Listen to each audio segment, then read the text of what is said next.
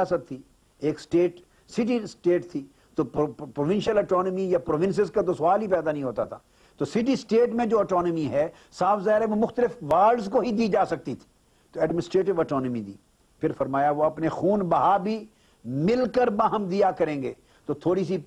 Financial autonomy کا اشارہ اس میں دے دیا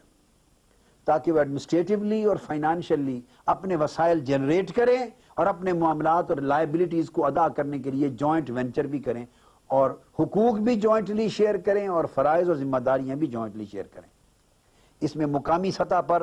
ذمہ داریوں اور اختیارات کی تفویض کا تصور عطا کیا گیا اور مقامی سطح پر قانون اور انصاف کے قیام کا نظام عمل میں لایا گیا. پھر آرٹیکل 5 سے لے کر آرٹیکل 12 تک اس آئین مدینہ کے دستور میں 5 سے 12 آرٹیکل تک بنو عوف کا ذکر, بنو حارث کا ذکر, بنو سائدہ کا ذکر, بنو جشم کا ذکر, بنو نجار کا ذکر, بنو عمر کا ذکر, بنو اوس کا ذکر. یہ تمام قبائل ان کے جو قوانین تھے بلڈ منی کے دیات کے لوکل, ان کی توثیق کر دی, انہیں ریٹیفائی کر دیا, اور جن جن محلوں علاقوں میں یہ آباد تھے یہ اپنے لوکل یونٹس میں آباد تھے, ان کے لوکل لاز کو ریکگنائز کر کے کانسٹیٹیوشنلی انہیں انفورس کر دیا گیا. تو گویا لیگل اٹانومی بھی دے دی گئی کہ جہاں ان کے رسم اور رواج پذیر ہیں ان کو تحفظ دے دیا جائے. اب جہاں یہ تصور ہے ڈیولوشن آف پاورز کا, وہاں اسلام کی وہ ماڈرنٹی اور اسلام کی ماڈریٹ اپروچ اور اسلام کی اکاموڈیٹنگ اپروچ کا پتہ چلتا ہے کہ یہ کتنا عظیم دین, کتنی عظیم سسٹم, کتنی عظیم پولیٹیکل فلسفی ہے کہ وہ مختلف رسموں کو اکاموڈیٹ کر رہا ہے, رواجوں کو اکاموڈیٹ کر رہا ہے, کسٹمز کو اکاموڈیٹ کر رہا ہے, مختلف طبقات اور مذاہب کے ٹریڈیشنز اور کنونشنز کو اکاموڈیٹ کر رہا ہے, اور فائنانشلی اور پولیٹیکلی اور سوشلی اور کلچرلی ان کو اٹانومی عطا کر رہا ہے. یہ وہ نظام ہے کہ آج میں ایمانداری سے کہتا ہوں کہ مشرق سے مغرب تک دنیا کی کوئی جدید ترین جمہوریت بھی اس عظیم جمہوری کلچر کا مقابلہ آج بھی نہیں کر سکتی جس کی بنیاد تاجدار کائنات نے 14 صدیاں پہلے رکھ دی تھی. انسانیت جمہوری ترقی کے اعتبار سے, انسانی حقوق کی ترقی کے اعتبار سے, عدم مرکزیت اور ڈیولوشن آف پاور کے کنسپٹ میں اور ڈی سینٹرلائزیشن آف اتھارٹی کے کنسپٹ میں, ماڈرنٹی کے کنسپٹ میں, ماڈریٹ اپروچ کے کنسپٹ میں, اکاموڈیٹنگ ہونے کے کنسپٹ میں, انسانیت مشرق سے مغرب تک جتنی بڑھتی چلی جائے گی اور ترقی کے مرحلے طے کرتی چلی جائے گی اور اپنے کلائمیکس پر پہنچتی چلی جائے گی, میں یہ بات برملا کہتا ہوں کہ انسانیت جب جمہوری اعلیٰ انسانی اقدار کے تصور کی انتہا پر پہنچے گی تو وہ ہدایت مصطفیٰ کی دہلیز پر سجدہ ریز ہو جائے گی, مصطفیٰ کے قدموں میں سجدہ ریز ہو جائے گی. مسلمانوں سوچو, کون ہستی, کون پیغمبر جس نے شرق تا غرب پوری انسانیت کو قانون عطا کیا, آئین کا تصور عطا کیا, انسانی حقوق کا تصور عطا کیا, عدم مرکزیت کا نظام عطا کیا, ڈیولوشن آف پاور عطا کی, پارٹیسپیٹری ڈیموکریسی عطا کی, کانسٹیٹیوشنل سوسائٹی عطا کی, ہیومن رائٹس دیے, ٹریڈیشن لوگوں کے مذہب اور رسوم و رواج کو تحفظ دیا, احترام باہمی دیا, انسانیت کا احترام دیا. آج اس دین اور مذہب کے پیروکار کیا ان اقدار پر عمل کر رہے ہیں؟ کیا ہم پاکستان کا معاشرہ ان خطوط پہ استوار کیے ہوئے؟ قائد اعظم نے جنگ لڑی تھی 47 میں, انگریز سامراج کے خلاف جنگ لڑی, ہندو سامراج کے خلاف جنگ لڑی, اور پاکستان کا مطلب کیا, لا الہ الا اللہ کا نعرہ دے کر ایک آزاد مملکت کی قیام کی جنگ لڑی, لاکھوں قربانیاں دی گئیں, خون بہے, ہم نے گھر بار چھوڑے, وطن چھوڑے, تجارت چھوڑی, ایک لکیر کھینچی گئی, ایک خطہ زمین بنایا گیا, اس کا نام پاکستان رکھا, اس لیے تاکہ یہ اسلام کا ایک عظیم جمہوری فلاحی ماڈل بن سکے. وہ ماڈل موجود تھا, صرف مدینے کے ماڈل کو آج کے جدید نظام کے مطابق امپلیمنٹ کرنا تھا,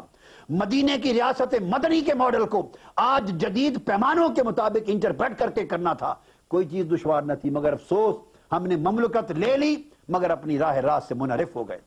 آج ہم بدترین آمریت کی لپیٹ میں ہیں. آگے کچھ اور موضوع آئیں گے جن پر میں بات کروں گا, مگر بتانا چاہتا ہوں کہ ہمارے پاس تو ایک عظیم چمکتا ہوا ماڈل, ایک شاندار جمہوری اسلامی فلاحی جمہوری ریاست کا ماڈل ریاست مدینہ مصطفیٰ کی قدموں کے صدقے سے موجود تھا صلی اللہ علیہ وسلم, مگر ہم نے اسے اپنایا نہیں.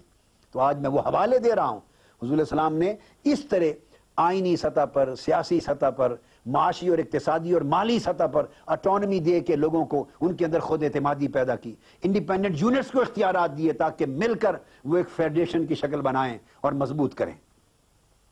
اس کے بعد فرمایا یہ آرٹیکل 54 کو پڑھیے, 54 کو, اس میں فرمایا ہر گروہ کے حصے میں اس رخ کی دفاع کی ذمہ داری بھی ہوگی جو اس کے مقابل ہوگا.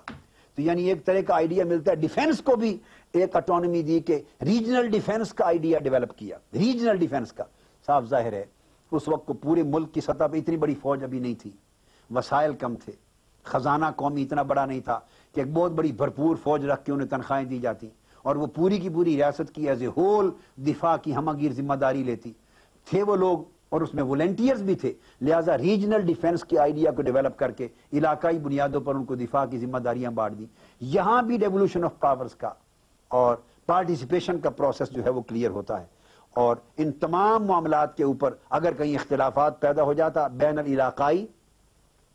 مختلف یونٹس کے درمیان, تو پھر فائنل ایجوکیشن کے لیے سپریم اتھارٹی حضور نبی اکرم صلی اللہ علیہ وسلم کی ذات اقدس ہوتی. یہ 5واں پوائنٹ تھا. اور چھٹی خوبی جو اسی کے ساتھ ریلیٹڈ ہے میں کر لوں, وہ یہ دستور متوازن دستور تھا. اس دستور میں حضور صلی اللہ علیہ وسلم نے تمام طبقات کو اکاموڈیٹ کیا. ایک فریق وہ مہاجرین مکہ تھے, مسلمان جو حضور علیہ السلام کے ساتھ مکہ سے ہجرت کر کے آئے تھے. دوسرا فریق یثرب, اس وقت یثرب تھا جس کو مصطفیٰ کے قدموں نے مدینہ بنا دیا صلی اللہ علیہ وآلہ وسلم. تو اہل یثرب مسلمان تھے, انصار, یہ دوسرا فریق تھا. تیسرا فریق وہ اہل یثرب تھے جو غیر مسلم تھے, وہ یہود قبائل تھے, اور سب سے بڑی مضبوط کمیونٹی یہود کی تھی. پھر ان کے ساتھ عیسائی کمیونٹیز بھی تھی. پھر دیگر غیر مسلم قبائل تھے جو ان کے الائز تھے, ان کے بھی سارے الائنسز کو ریکگنائز کر لیا. یہودیوں کے الائز کو وہی رائٹس دیے جو یہود کے دیے, اور یہود کو وہی رائٹس دیے جو مسلم کمیونٹیز کو دیے, تاکہ ہر ایک کے حقوق کا احترام ہو. اس دستور کو اتنا متوازن بنایا گیا کہ مسلم اور غیر مسلم تمام کمیونٹیز کے حقوق محفوظ ہو گئے, ساروں کے حقوق مستحکم ہو گئے, اور ایک کو دوسرے پر بوجھ ڈالنے یا ایک دوسرے پر زیادتی کرنے کا حق نہ رہا, اور ساروں کو اس دستور کے لائے عمل کا یکساں پابند بنا دیا گیا, اور دستور کے اعتبار سے حفاظت کا حق بھی ہر ایک کو عطا کر دیا. اور آرٹیکل 20 میں, نساء کے مدینہ کے آرٹیکل 20 میں ہے یہ کہ یہودیوں میں سے بھی جو کوئی ہمارے اس دستور اور حکم کی پیروی کرے گا تو اسے بھی مسلمانوں کی طرح برابر درجے کی مدد اور مساوات حاصل ہوگی. نہ ان پر ظلم کیا جائے گا اور نہ ان کے خلاف کسی اور کی مدد کی جائے گی. یعنی ان کو وہ تمام گارنٹیز دے دی جو مسلم کمیونٹی کو گارنٹیز حاصل تھیں. اس طریقے کے ساتھ وہ دستور اس کے مزاج کو پھر لچکدار بھی رکھا. آج جو لوگ ان کے ساتھ ہیں کل کو کچھ کمیونٹیز اور ایڈ ہو سکتی ہیں, یہودی قبائل کے کچھ الائنسز اور بن سکتے ہیں, وہ الائز آ سکتے ہیں, مسلمانوں کے الائز اور آ سکتے ہیں. تو اس کو ریجڈ نہیں بنایا, فلیکسیبل رکھا تاکہ ایکسپینشن ہوتی چلی جائے تو دستور کے اندر اس ایکسپینشنزم کا آئیڈیا موجود ہو, تو لوگوں کو اکاموڈیٹ کرتے چلے جائیں, اور ایک اصول کے مطابق کانسٹیٹیوشنل پروویژنز ان کو بھی اطلاق ہوتا چلا جائے, اور اس طریقے کے ساتھ ایک فیڈرل یونٹی قائم کی اور ساروں کو اس میں شریک کیا, اور ایک متوازن قسم کے حقوق اور فرائض کا نظام دے کر اس پوری کی پوری سوسائٹی کو ایک بہتر نمونہ بنا دیا. سنن ابی داؤد کا اگر ہم مطالعہ کریں اور کتاب الخراج وغیرہ کا مطالعہ کریں, اس میں جنگ بدر تک کے واقعات کا سارا ذکر ملتا ہے, اور مختلف چیزوں میں غزوہ بدر کے بعد جو لوگ آئے ان کے اشتراک عمل کی بجائے انہیں مذہبی آزادی عطا کی گئی. لہٰذا یہ جو متوازن دستور ہے, اس متوازن دستور نے اسلام کا جو ماڈریٹ کانسیپٹ ہے اور بیلنس پولیٹیکل کانسیپٹ ہے اور نان ایکسٹریمسٹک غیر انتہا پسندانہ اس تصور کو اجاگر کیا